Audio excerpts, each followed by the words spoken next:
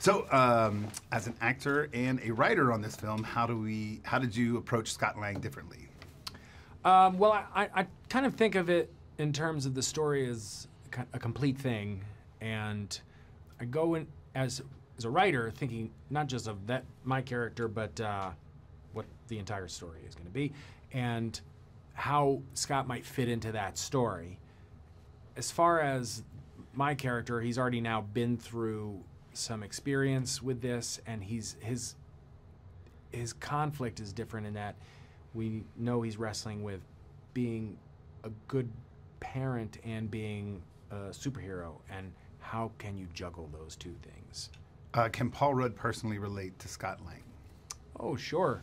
I mean, as far as that kind of conflict, the closest comparison that I could draw to my own real life is I have to go away to film these things, and I have kids of my own, and I feel guilty and terrible when I have to leave town for a while, and I'll try and get home on weekends, and it's like, okay, I know I want to do this as a job, but am I missing out on, school functions that I can't go to, things like that, and that's in sporting events, and that's really hard. Yeah. And what do you think makes Ant-Man stand out amongst the MCU and the other superhero films? Well, I think that Scott Lang is a fairly relatable character in that he has no real innate super abilities. He was chosen for this part to play this Ant-Man role because he is smart and he does know how to use his brain in a certain way, but he's a regular guy, and I think that makes him unique within the MCU.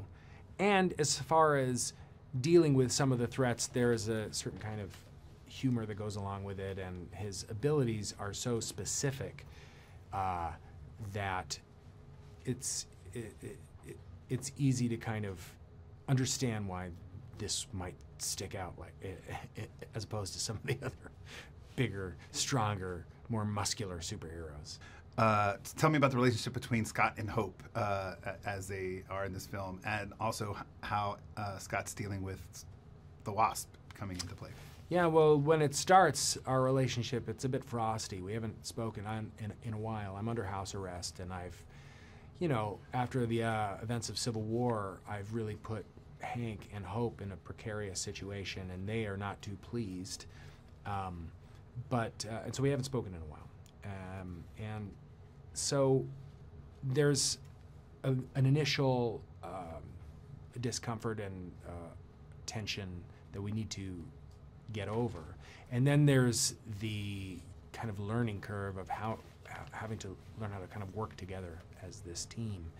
And so the relationship evolves, and I also think with Hope, she's doing what she was born to do. So that character has evolved from the first film as well. I think there's a sense of, oh yeah, there's a frustration that's not there anymore, and now it's been replaced with determination and just kind of fierceness.